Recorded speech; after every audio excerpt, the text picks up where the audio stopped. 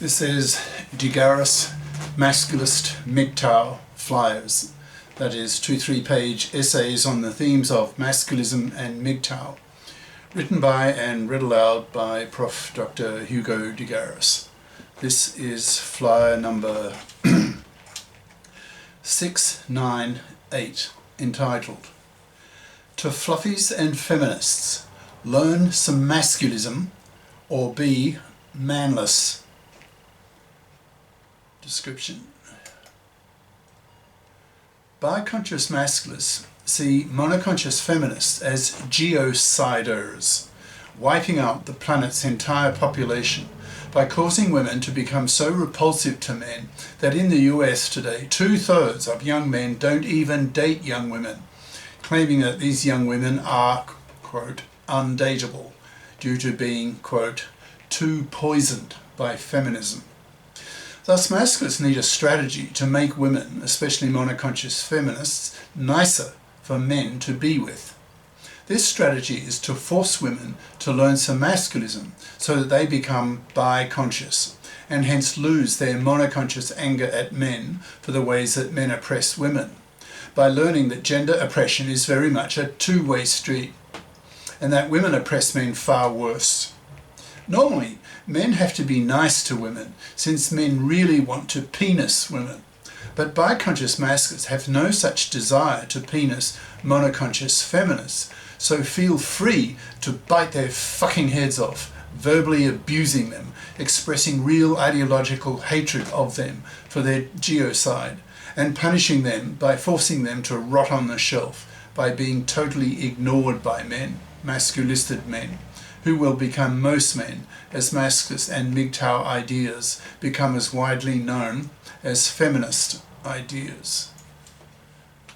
Now the flyer itself in two parts. To Fluffies and Feminists, Learn Some Masculism or Be Manless, by Prof. Dr. Hugo de Garis. Email profhugodegaris@yahoo.com. Website profhugodegaris.wordpress.com. This flyer concentrates on the question, quotes, "How best to liberate men from the main ways that men are oppressed by women?" Question mark. I think it's fair to say that at the time of writing, that's February 2025, that the majority of young men, at least in the US, are now aware of the main arguments of the MGTOW and, to a lesser extent, the masculist movements. The fact that now 2/3 of young men refuse to marry and reject paternity indicates that they are aware how toxic the feminist-controlled divorce courts are to men and refuse to face the one chance in 4 of being butchered in such a court. The recent 2022 poll taken by Pew Research Center in the US found that nearly 2/3 of young men between 18 and 30, that is 63%, don't even date young women, claiming that young women are undatable because they have been too poisoned by feminism. This shows that these young US men no longer have traditional expectations of dating women and having relationships with them, due to being well aware how obnoxious monoconscious feminists are, knowing that most young women have been strongly brainwashed by feminism, that gender oppression is a one-way street, that is, that men are the oppressors and women are the victims.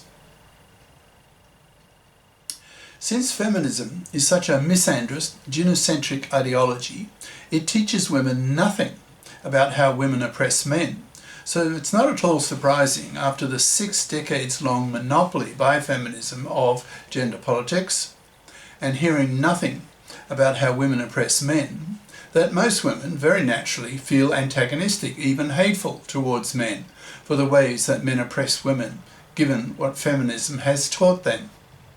Since these women, these monoconscious feminist women, by definition, know nothing about how women oppress men, they feel fully justified in expressing their misandry in public, because they have been deeply, powerfully brainwashed that gender oppression is a one-way street. Speaking generally, When one has heard a particular negative statement all one's life, and many, many times, and has never heard any statement that expresses the opposite, then for most people who are not particularly creative themselves, it's not surprising that that negative statement will be strongly believed by default, and usually unquestioned, since they have never heard anything to make them question it. Belief in that negative statement is virtually unconscious. It simply does not occur to most people to even think of an alternative to the negative statement. This is what has happened to the monoconscious feminist statement that is the core idea of masculism, that, quote, gender oppression is a one-way street, end quote. This is a very negative statement. From it are derived such statements as men are pigs, men are rapists, men are toxic, etc. Young women have been hearing such statements from the feminists all their lives and do not question them.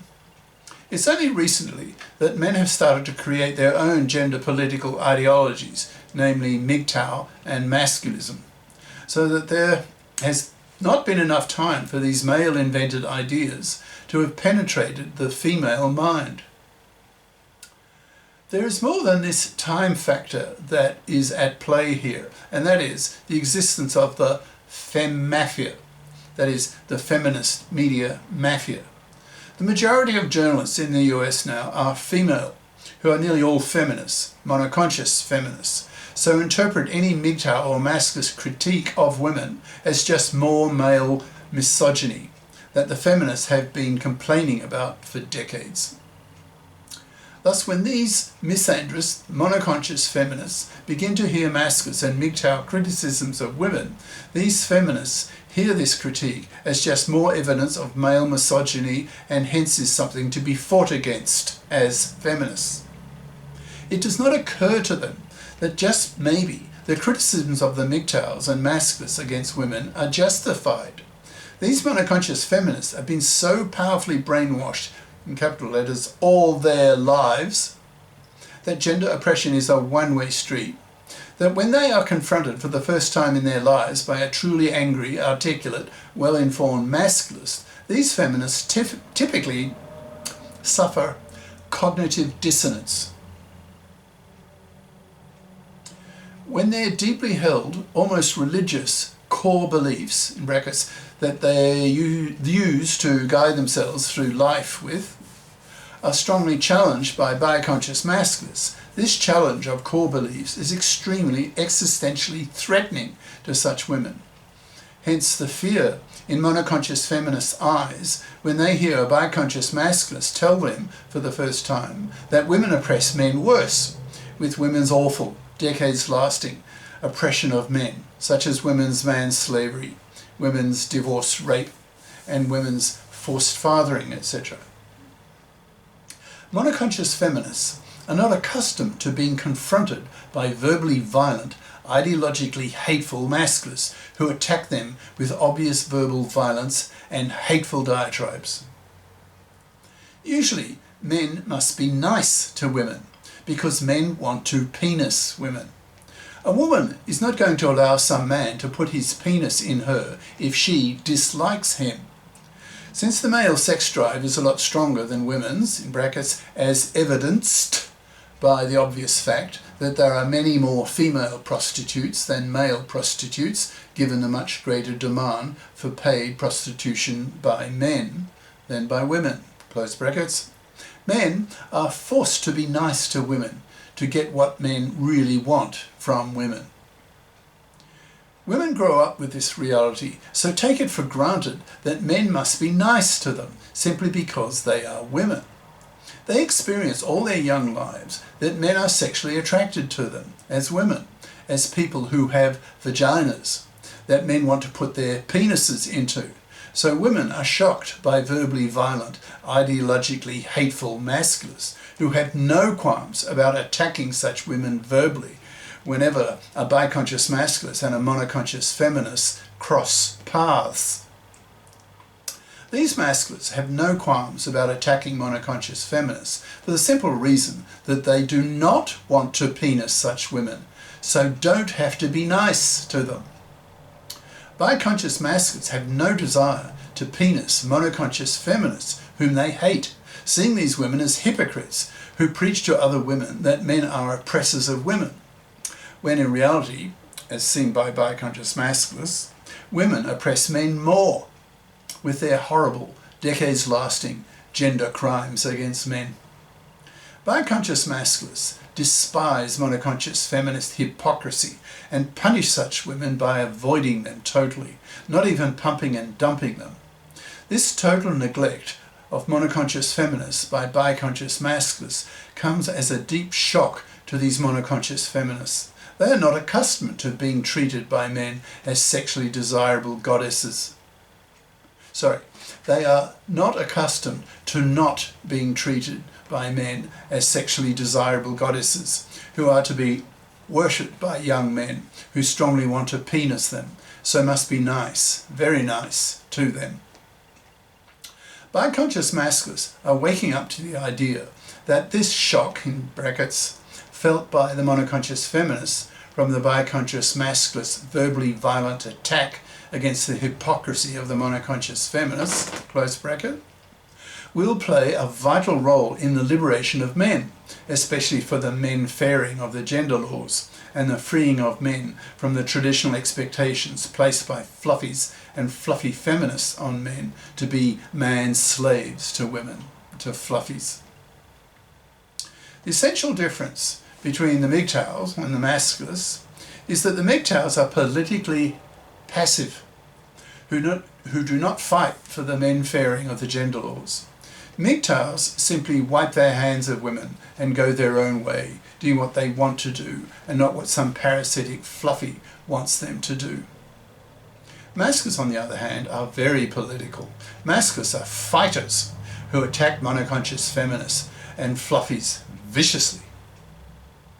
The core idea of the masculists is that masculism is essentially a rebellion by men against working for women for decades of a man's life, thus being man-slaved for decades by a fluffy, man-slaving, divorce-raping vermin.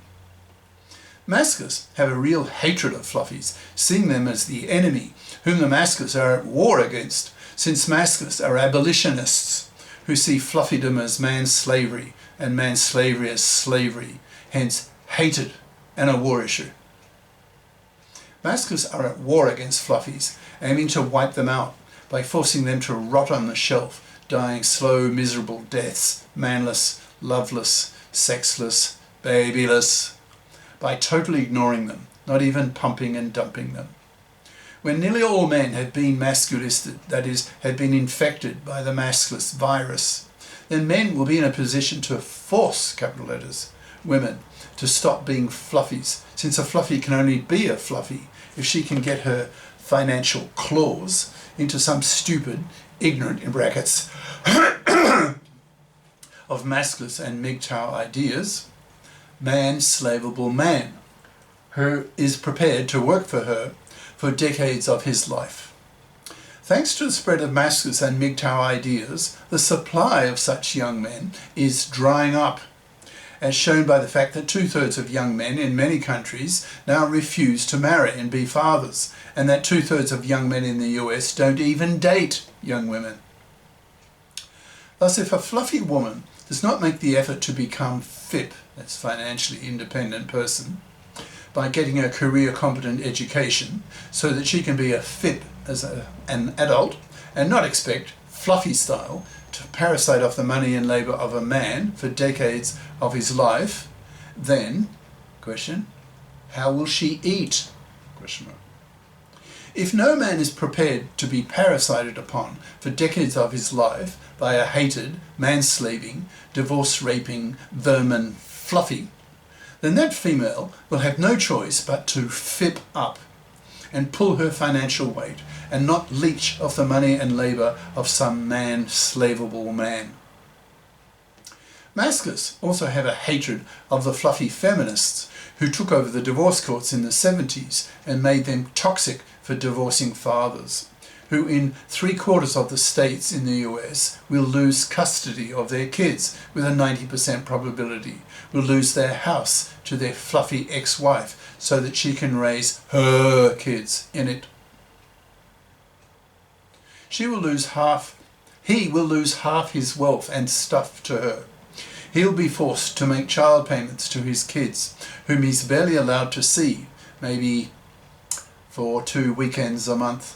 If his ex-wife is a real fluffy, then the fluffy feminist divorce court lawyers and judges may force him to pay her alimony until the day he dies, with no legal nor moral obligation on her part to get off her fat, parasitic, fluffy ass and fip up, so that she continues to parasite off his money and labour for decades after the divorce, the way she did before the divorce. This massive gender crime committed by fluffies and fluffy feminists against divorcing fathers is so horrible it is labelled by the Masculists and MGTOWs as, in quotes, divorce rape. It's no wonder that Masculists and MGTOWs have such a hatred towards the fluffy feminist-controlled divorce courts that 2/3 of young men now refuse to marry and reject paternity, since they absolutely reject the one chance in 4 of being divorce raped.